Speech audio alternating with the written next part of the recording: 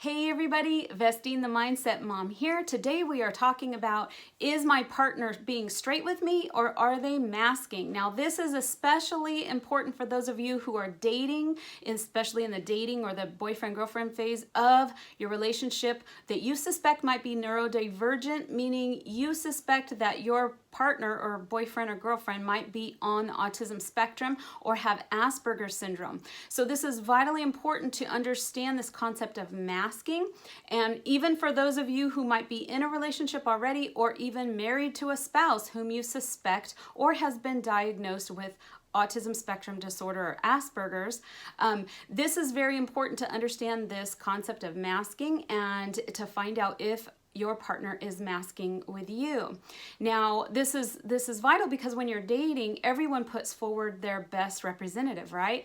In fact, we can conclude in a lot of relationships that we've actually fallen for the representative. But this is very much more complex when you are dating somebody whom you suspect is on the spectrum or who has been diagnosed as being on the spectrum. And the reason is because that there's another layer to peel through. In other words, we need to find out if this person is using their masking technique or their tendency to mask, and we're going to talk about what that is, or if they are being straight with you. And it's really important because we need to find out who this person really is, right? People who are on the spectrum tend to have a little bit more difficulty with being their true authentic selves, sometimes even admitting who their true authentic selves are to themselves. So this is very helpful for those even who are on the spectrum. Maybe you yourself might be in a diagnosis pathway or on a journey to discover what is the root of your neurodivergence. But today we're going to be talking specifically to help those who are in a relationship or thinking about entering into a relationship. Now, what is masking? Now, we all to a certain degree put on different hats, right? We put on our hat when we're at work, and then we put on a different hat when we're with our loved ones or our friends, and we're able to let down our hair a little bit more. But for the person who's on the spectrum, it's much more complicated because when they were growing up, usually as a child, they were learning that this world is typically a neurotypical world. And they learned that there are certain ways of behaving and being that do not come easily for them. Okay, so they had to have a motivation, in other words, to learn and assimilate in a neurodivergent brain how to do these neurotypical behaviors and how to act, even the right facial expressions, the correct things to say in a group. And so put all that on the backdrop of social anxiety, and then you can kind of imagine how what we're going to talk about actually developed in their lives. So when a person is learning how to fit into society, we assimilate those behaviors and they actually become part of us. But for someone who's on the spectrum, it's a little bit more complicated than that because they have to use more of their prefrontal cortex. So as adults, even still, while social interactions and different gestures and facial expressions come easily to most of us, for someone who's on the spectrum, it still does not come very easily. In fact, because they're using more of their prefrontal cortex, more energy is put into adopting those behaviors and putting those behaviors out there, which is why, and we can talk about masking fatigue toward the end of the video. So in the beginning, there is a motivation for the person on the spectrum to adopt certain behaviors, to act certain ways, to do certain gestures and even facial expressions. So they learn these, they have a motivation, then they learn these from the people around them, whether it be at school or in their family or with their group of friends. And oftentimes the person on the spectrum was bullied as a child. Sometimes they were even bullied for being too quiet. Why? Because in social situations, especially with larger crowds, they have a tough time. In other words, the anxiety will go through the roof. So you can imagine the type of balancing act that this would take for the person to kind of see what is required and then muster up the brain activity to try to assimilate or mimic those behaviors, and then to do it on an ongoing basis over and over again every single day, especially for someone who's like, say, in a school setting when they're growing up and they're on the spectrum, whether they've been diagnosed or not.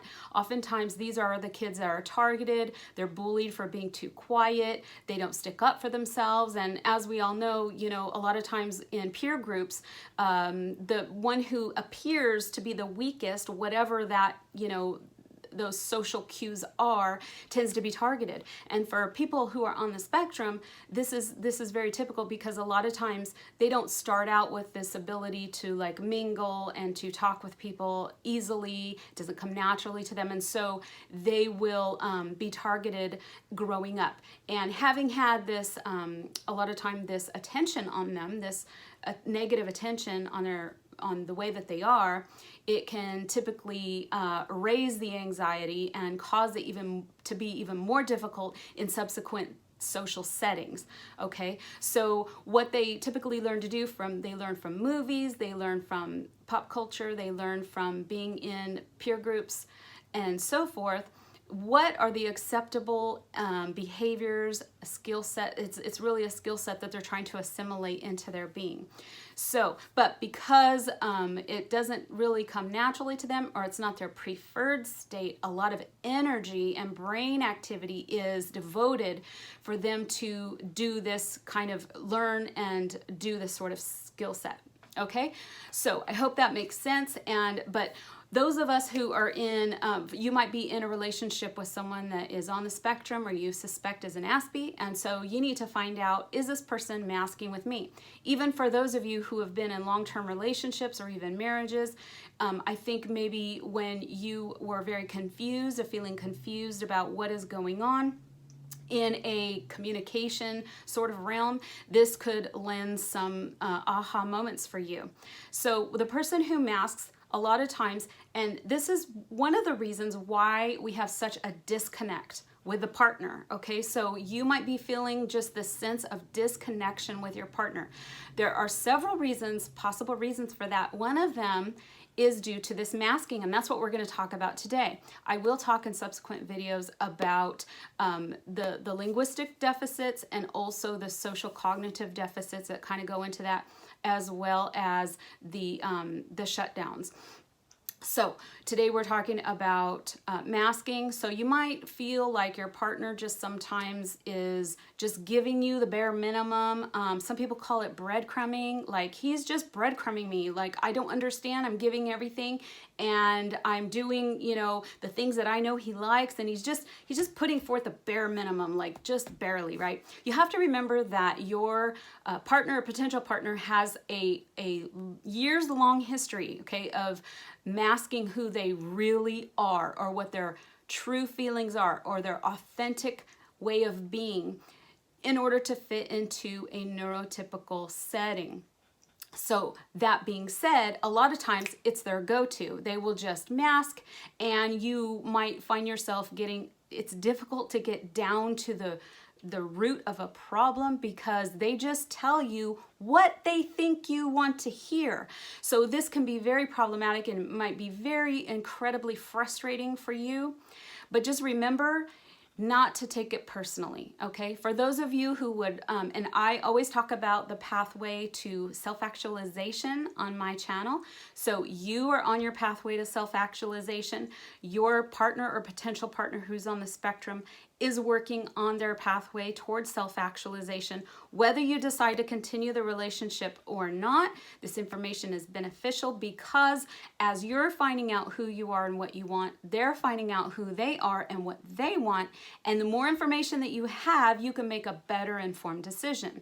So knowing that your partner, potential partner, tends to do this masking, it's really helpful if you can ask like direct questions.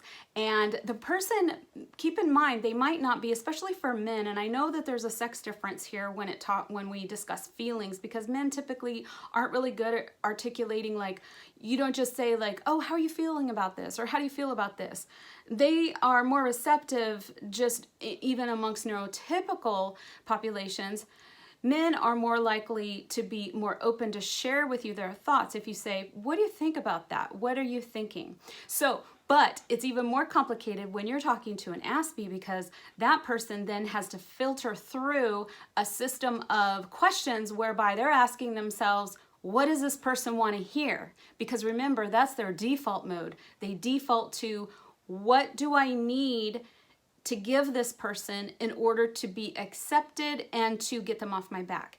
And a lot of times with ASPE partners, this is why it looks like they are conflict avoidant, which is a component of neurodivergent relationships. You might be seeing some of this when they are not wanting to engage with you, when they are not wanting to discuss an issue in particular, and sometimes that defense mechanism of blaming and projecting onto you comes in because they are not able to take in the information and truly sit with how they really feel with their authentic selves, and then give you an honest answer. Again, things can be tended to be filtered through this masking mechanism, okay? So it's got like to be on autopilot for them a lot of times. And so this can be very difficult. This is why I always say, get into therapy as quickly, as soon as you can, with someone who is experienced in dealing with people, and especially all the complexities of relationships that are on the spectrum, whether you or your partner or both of you have some sort of neurodivergent component. And on my channel, because I have experience with this, we also talk about CPTSD. Now, if your ASPE partner is, you're in a relationship with them and you also are healing or recovering from complex post-traumatic stress disorder, also called childhood post-traumatic stress disorder, then you know that this can be very triggering when a person masks or they don't tell you the truth, especially if you've been lied to in your childhood. A parent lied to you, or you were lied about or abused in any sundry ways. So this can be typically, so you can kind of see what's happening. It could be like gasoline, exploding a fire, when what you really want to do is to get down to the real issue. So sometimes you need a therapist, you need somebody to help you walk through that process, okay? So one of the things that I recommend is that you, as the partner who is taking initiative to be on the road to recovery, your own first, is to keep a journal. Now, I recommend that when you are keeping a journal, first and foremost, you write about yourself. You sit with your feelings, you write down your fears, your frustrations, and then if you're having trouble with these and having trouble with letting them go, and I'm a big proponent of meditation, of prayer, and this sort of thing. And for those of you, also I know people who just like to sit in silence, which is a wonderful practice. So as you're journaling and you're writing these fears and frustrations down, go ahead and keep a section on your partner and just notice those times where you think they might be masking, where you think they might be just telling you what they think you want to hear to avoid conflict or to get you off their back. Write down the phrases that they say and see if you start seeing a pattern. Now, again, we're not going to be trying to diagnose our partners. This is for the health and the strength of the relationship.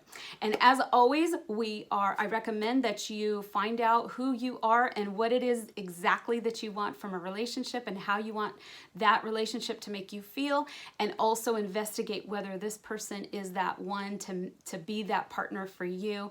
And I thank you for watching. If you haven't yet and this jives with you, go ahead and subscribe to my channel, hit the bell notification so that you can be notified when I drop new videos. We're going to be talking about a lot of topics pertaining to Aspergers, autism spectrum disorder, and as they pertain to relationships. I hope you join me again, and this is my reminder to you to live brilliantly. I'll see you next time.